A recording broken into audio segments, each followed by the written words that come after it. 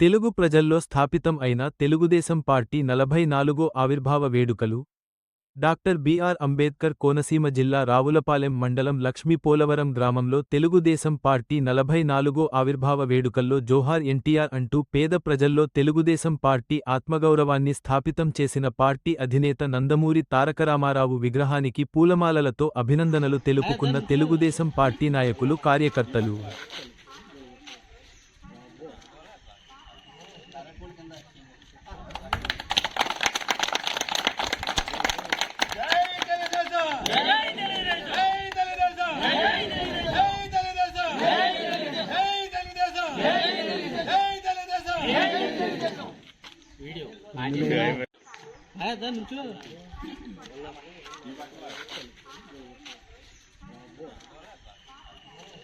కింద